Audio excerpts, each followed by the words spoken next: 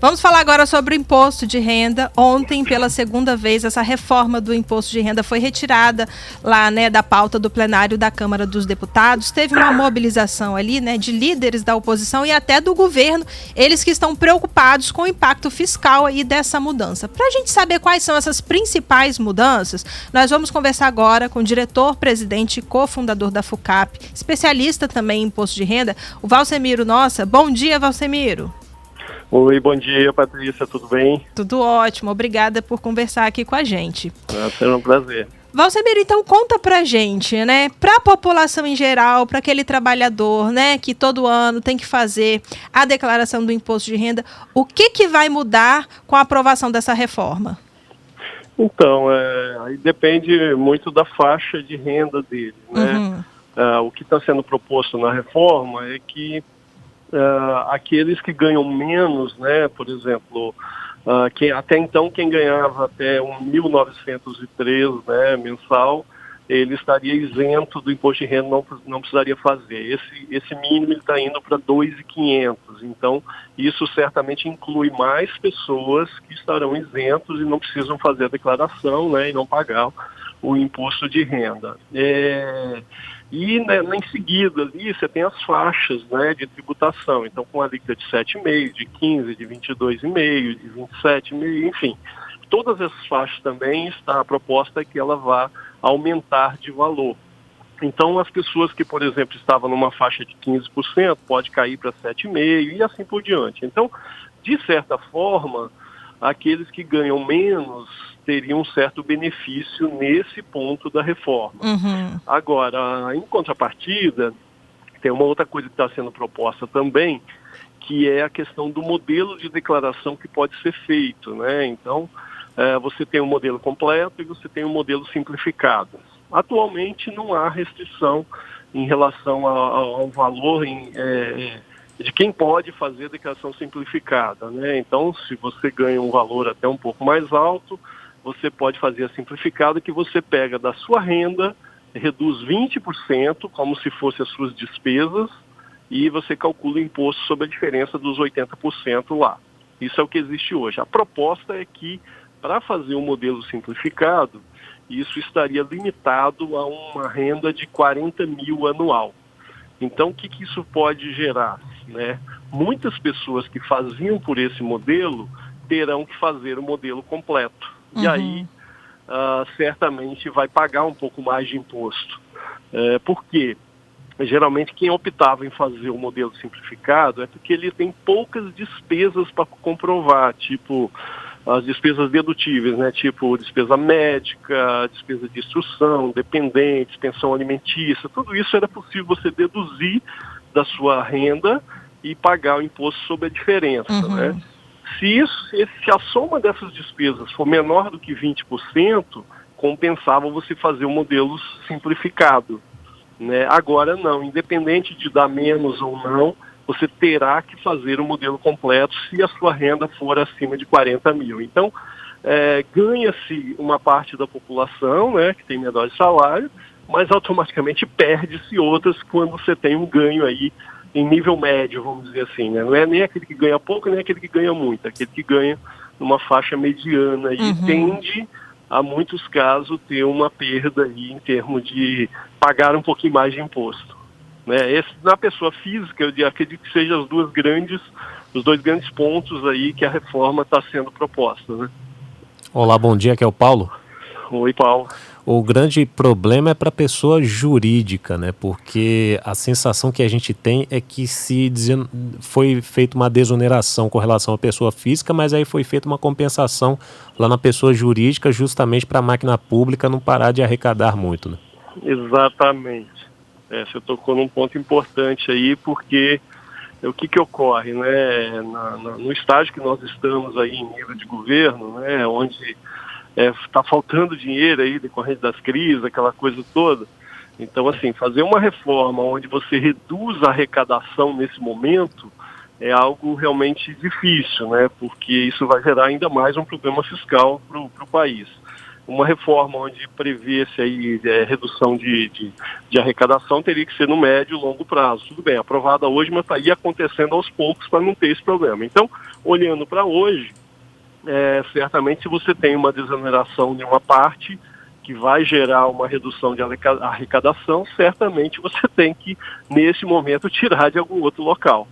Então, nesse caso, as pessoas jurídicas e principalmente os acionistas, né, sócios e acionistas que recebem dividendo, é dali que está vindo essa diferença, né, para poder trazer esse equilíbrio. Então, na pessoa jurídica, como é que é hoje, né? A empresa ela tem uma tributação sobre o seu lucro, né? Chegou lá no lucro, tem uma tributação, essa tributação, na média, gira em torno de 34%, né? Incluindo imposto de renda, contribuição social, adicional de imposto de renda e tal. E esse lucro final ele é distribuído para o sócio ou acionista, chamado dividendos, né? E esse dividendos ele vai sem nova tributação, tá certo? Agora, com o modelo proposto, na hora que você distribui esse dividendo, há uma proposta de se tributar ele em 20%. Né? É claro, eu acho legítimo e tal, mas desde que pudesse se reduzir o que a empresa já vinha pagando, nos 34 lá, né? Então, a proposta que tem, ela tem uma previsão de redução desse imposto que a empresa já vinha pagando, que eu falei em torno de 34. Isso tem uma previsão de redução e automaticamente cria-se o imposto sobre o dividendo, né? Só que, na média, o imposto sobre o dividendo que está sendo criado, ele tem um volume maior do que o que está sendo reduzido. Então, fica-se um ganho aí para o governo em relação de um certo aumento de arrecadação nessa rodada aí, que certamente é para compensar aquelas diferenças, né, que está se perdendo lá na pessoa jurídica. Mas é possível dizer que esse acionista, por exemplo, ele vai pagar 2 vezes o imposto? Ou vai ser dividido? Não, na verdade, você tem assim, a empresa ela vai pagar uma parte do imposto como pessoa jurídica, né? Que é o que já vinha pagando, né? Isso que a empresa vem pagando, ela vai ter uma certa redução, pelo menos a proposta diz isso. E aí, quando eu distribuo para o acionista vai pagar um novo imposto lá que está sendo criado, né? Então, assim, se a gente for observar aqui sobre o que está indo para o acionista, está se cobrando um percentual maior do que a redução que está se propondo na empresa, essa diferença, eu diria que é um aumento, sim, de imposto. Está se pagando, ou seja, já pagou uma parte na empresa e vai se pagar novamente uma outra parte aqui, e aquilo que reduziu lá é menor do que aquele incremento que está tendo agora. Então, de certa forma, tem um incremento, sim, aí. E tem até uma outra questão acrescentando ainda mais, aprofundando um pouco mais a pergunta da Patrícia, a pessoa que é acionista de um determinado negócio, de uma determinada empresa, ou investiu na ação de uma determinada empresa, vai pagar, esse dividendo dela vai ser menor e ela ainda vai pagar o imposto da pessoa física também. Na verdade... Pode complementar. É como se fosse um pagamento em 2 vezes, digamos assim, entre aspas também, porque ela vai responder ao fisco como pessoa física e ainda vai ter um impacto lá nos dividendos dela para quem está investindo em um determinado negócio. Na verdade, assim, quando você investe num negócio como pessoa física, né, antes esse dividendo recebido ele não era tributado, ele era isento. Agora ele passa a ser tributado. Então isso soma-se a outros rendimentos que você possa ter em termos de pessoa física, né? Tem uma outra parte aí também, que assim, são muitos detalhezinhos, né, na parte de aplicação financeira. Então tem muitos fundos de investimentos, muitos tipos de aplicações que passam a ter tributação maiores, outros menores e tal, e na média aí também há um certo aumento, né, um certo incremento em termos de percentuais. Então, ou seja, também envolve aí os fundos, um pouco de pessoa jurídica também e da própria pessoa física. Então, assim, são vários pontos que estão sendo propostos, uns realmente parece estar reduzindo, mas automaticamente o que reduz aqui já incrementa no outro lá. Quer dizer, na média, certamente o governo não terá uma perda de arrecadação. Né? E pelo que eu vejo, nem no curto prazo, que aí tudo bem, né? Hoje talvez não esteja podendo se fazer isso, mas o ideal é se a gente deixasse alguma previsão para essa redução acontecer, pelo menos no médio e longo prazo, porque aí você dá uma expectativa de que realmente vai ter uma redução de carga tributária, e isso automaticamente pode gerar mais pessoas sendo incluídas para pagar, aqueles que sonegam, e automaticamente você equilibraria a arrecadação lá na frente. Mas parece não haver essa sinalização. Pelo menos assim, até o que está sendo apresentado. Mas a gente vê também que ontem, por exemplo, não teve acordo lá, exatamente porque tem pessoas que são contrárias a alguns pontos desses, né? Alguns deputados lá. Pois é, teve essa preocupação aí dos deputados com esse impacto fiscal. Essa mudança vai aumentar ou vai diminuir a arrecadação do governo? Então, eu não tenho esse estudo assim totalmente finalizado assim no que dê para dizer, olha, vai aumentar. Eu diria que está até onde eu consegui fazer alguns cálculos mais por alto, mas não fiz um cálculo detalhado. Vamos imaginar assim, a tendência é que pelo menos fique igual ou tenha algum pequeno aumento, né? Sim. Mas eu não tenho esse cálculo apurado para afirmar isso com todas as letras, né? Só um detalhe que eu acabei não falando lá na questão dos dividendos, é que na proposta de tributação de dividendo tem, por exemplo, empresas, microempresas, empresas de pequeno porte, elas estariam, essa distribuição ela estaria isenta, né? Então, né, essa faixa de empresa não pegaria empresas médias para cima, né? Esse é um detalhe que está lá na proposta também. Mas é claro que essa proposta, desde que foi enviada para o Congresso, já tiveram várias versões, várias inclusões, exclusões e tal, e a gente só vai saber mesmo do impacto final quando ela for realmente aprovada lá na Câmara e depois no Congresso.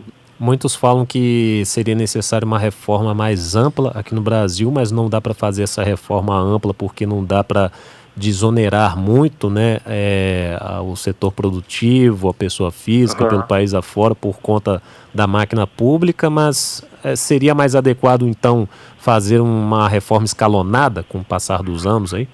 Então, é isso que eu comentei no início, né? Eu acho que realmente a gente está passando por um processo no Brasil atualmente que qualquer reforma que reduza aí a arrecadação sem uma redução dos gastos públicos, né, que é o outro lado que a gente tem que perseguir, eu acho que o Brasil, de forma geral, a gente só vê horizontes bons para frente se houver realmente uma redução de gasto público.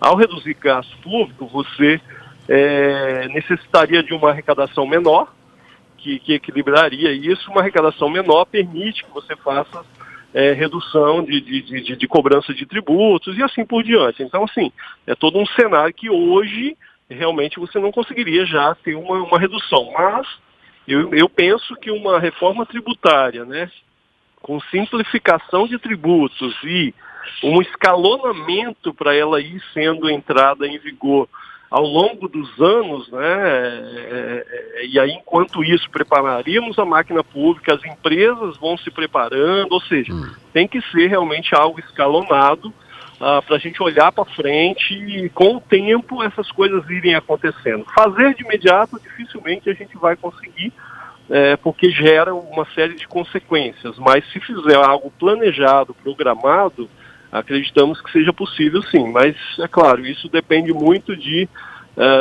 vontade política, né, e principalmente na parte aí de redução de gastos do governo.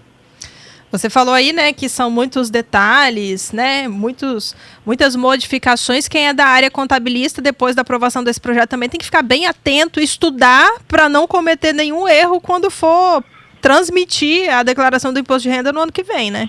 Sim, na verdade, assim, o pessoal da contabilidade, eu sou da contabilidade também, e a gente sabe o quanto esses contadores sofrem aí no dia a dia para acompanhar essa série de complexidade que foi se criando, né, em relação à tributação ao longo do tempo. E aí não seria somente lá na época da declaração. Isso, a partir do momento que entrou em vigor, mensalmente. Você tem que ver como é que a empresa vai calcular o imposto que ela já tem que ir pagando. É verdade. Lá na frente. Então, já é imediato, né, a partir do momento que esteja vigorando. E a legislação ela é muito confusa às vezes, né, deixa margem para interpretações diferentes. Então, às vezes a empresa interpreta, bom, aí a Receita Federal fala, não, mas não era isso, era aquilo. E aí você tem aí, judicializa isso, aí se cria uma insegurança jurídica muito grande, e a gente tem muitos casos desses na área tributária. Então, assim, o contador realmente sofre porque ele tem que defender uma posição perante o empresário, o cliente dele, e que muitas vezes ele não tem a segurança total daquilo que ele está propondo que seja feita na empresa. E isso pode gerar um problema futuro. Então, assim, realmente é uma área bem espinhosa. É até estranho a gente estar discutindo isso aqui na Jovem Pan, porque lá atrás, né, quando se iniciava toda a discussão, se falava até em reforma tributária, a proposta era de simplificar as coisas, mas parece que com o passar do tempo a gente só consegue complicar ainda mais. Né? Pois é. Aquela ideia de ter um imposto único, como tem em outros países e tal, eu acho que seria um caminho interessante, mas para chegar lá tem que ter todo um trabalho de preparação, não é do dia para a noite, né? Então tem que ser algo realmente escalonado para um dia chegar lá. Sim. Mas parece que não está tendo muito esse caminhar, pelo menos nas propostas que estão sendo colocadas na mesa. Será que é a política interferindo muito na economia? Olha, em algumas situações pontuais sim, mas assim, eu acho que passa muito, qualquer reforma maior que o Ministério da Economia queira propor, não é só a proposta da reforma tributária. Depende da reforma administrativa, depende de reformas, de outras questões que atingem aí a questão fiscal do país, redução de gastos, é uma série de outras coisas que estão engatilhadas com essa. Então, fazer uma reforma tributária, em paralelo, nós temos também que fazer outras reformas. Essas reformas são importantíssimas para o país.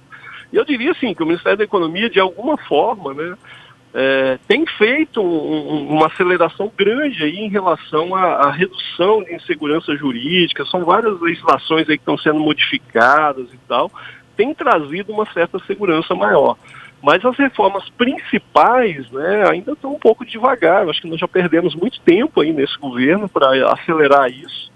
E ano que vem é ano de eleição, e se a gente não conseguir avançar muita coisa agora, já começa a ficar um pouco prejudicado aí para o ano que vem, né? Mas temos que perseguir. Vamos continuar acompanhando aí para ver o que vai acontecer. Valcemiro, muito obrigada pela sua participação aqui com a gente. Um bom dia. Tá certo, eu que agradeço aí, Patrícia e Paulo. Obrigado. Um abraço. Um bom dia. Tchau, tchau.